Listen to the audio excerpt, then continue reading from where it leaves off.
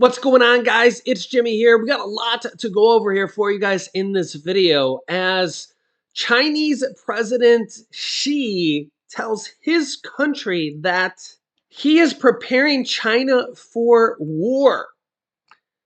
Yeah, this is pretty serious here. We'll get to that here in this video, as well as North Korea also unveiling new nuclear warheads. This comes as a U.S. aircraft carrier arrives in South Korea. And it kind of seems like we're poking the dragon in a figurative sense here. North Korea, China, and Russia, a three-headed dragon. And it feels like we're going to provoke one of them enough for them to bite back. And hopefully this doesn't happen, but literally here on a daily basis, we're seeing all three of them bark back to us, and it's getting pretty scary. You guys can let me know your thoughts here. You see the North Korea president here. This guy just literally seems kind of insane, right? Yeah, I mean they're kind of segmented off from the world, but they're just shooting off these rockets here on a daily basis, and they just seem crazy enough to do it, right?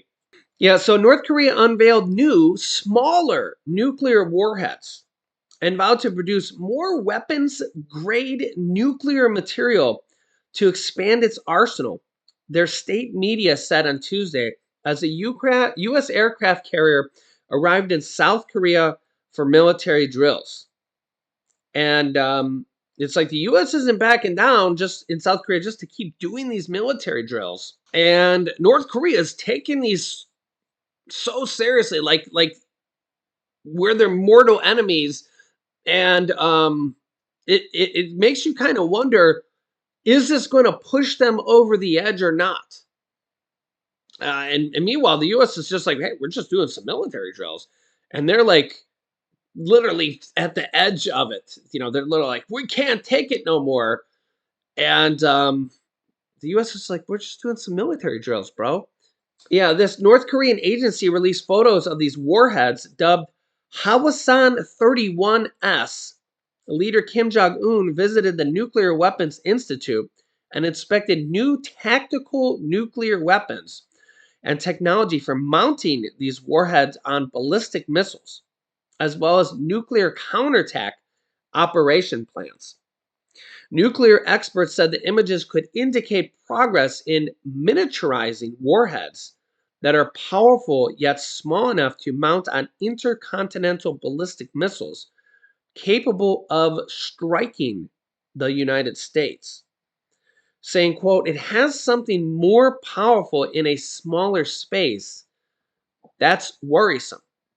Quote, said Kun Su, professor of nuclear engineering at Seoul National University, comparing the new warheads to the 2016 version. Here is Admiral John Kirby being asked, is an attack from North Korea imminent? Take a listen. Thank you, Carlene, and thank you, John. I have two questions on China and North Korea. First question, does the United States view on the China and Russia economic and military and technical cooperation agreement? And do you think this will affect the relation with North Korea? And then I follow up. And what agreement? I'm sorry? Economic and military and technology. I'm sorry, and I missed between who? Between China and Russia. Between China and Russia. At this time. And how that will affect North North Korea?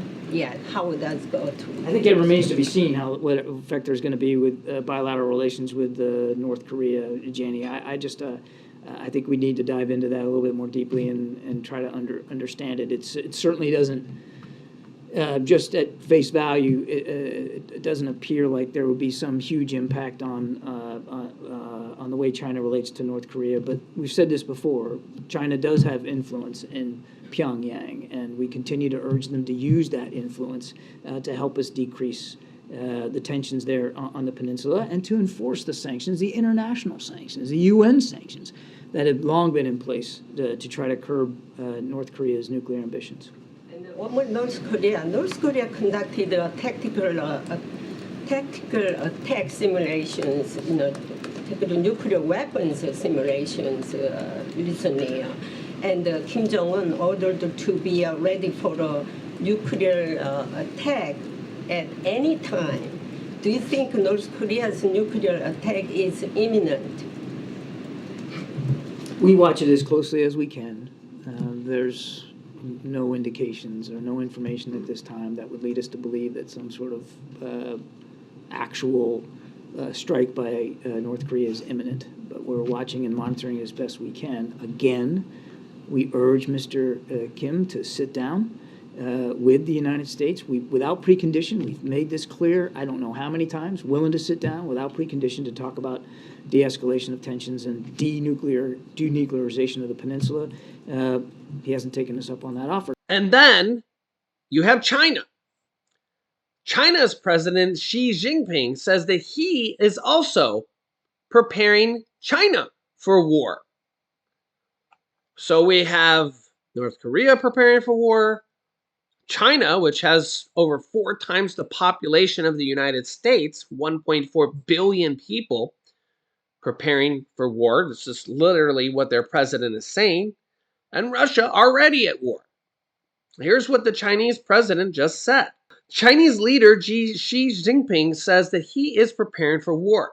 At the annual meeting of China's parliament and its top political advisory body in March, he wove the theme of war readiness through 4 separate speeches, in one instance telling his generals to, quote, dare to fight. His government also announced a 7.2% increase in China's defense budget, which has doubled over the last decade, as well as plans to make the country less dependent on foreign grain imports. And in recent months, Beijing has unveiled new military readiness laws, new air raid shelters, and in cities across the strait from Taiwan, and new national defense mobilization offices countrywide. It is too early to say for certain what these developments mean. Conflict is not certain or imminent, but something has changed in Beijing that policymakers and business leaders worldwide cannot afford to ignore. If Xi says he is ready for war, it would be foolish to not take him at his word. Also, as China is preparing for conflict, in December, Beijing announced a new law that would enable the People's Liberation Army, China's army, to more easily activate its reserve forces and institutionalize a system for replenishing combat troops in the event of war. This was just a few months ago. Such measures, as analysts say, have noted, suggest that the Chinese president may have drawn lessons about military mobilization from Russian President Vladimir Putin's failures in Ukraine. So they're watching what's happening very closely and making adjustments to their own policies. So the question here is, what is China preparing for? As they say, they're preparing for war. Are they planning to maybe take over Taiwan? And remember, we have the U.S. And Taiwan, the Taiwan Relations Act. And remember that here's what President Biden said several months ago when asked. Take a listen to this. Biden has reiterated this multiple times. Take a look at this. You didn't want to get involved in the Ukraine conflict militarily for obvious reasons. Are you willing to get involved militarily to defend Taiwan if it comes to that? Yes. You are. That's the commitment we made. That's the commitment we made. We are not, look, here's the situation. We agree with a one China policy. We signed on to it and all the attendant agreements made from there. But the idea that it can be taken by force, just taken by force, is just not appropriate. It will dislocate the entire region and be another action similar to what happened in Ukraine. And so it's a burden that is even stronger. President Biden is making clear just how far he'd go to defend Taiwan in an attack from China. In fact, in an interview that aired last night on CBS's 60 Minutes, Biden took his pledge to defend the island one step further. Take a listen.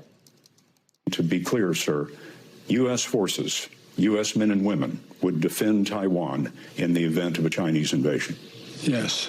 Yeah, so as you can see, the stakes are pretty serious. And we're dealing with North Korea, Russia, China, and then don't forget, we just literally had an attack on U.S. troops in Syria from Iranian-based drones and people. So let me know your thoughts here, and I'll keep you up to date here with a lot of this stuff you probably won't hear elsewhere. So if you haven't yet, make sure to subscribe down below. Click the bell icon. It's completely free to do so. New videos come out here every day at 10 a.m., 3 p.m., and 8 p.m. Eastern Standard Time.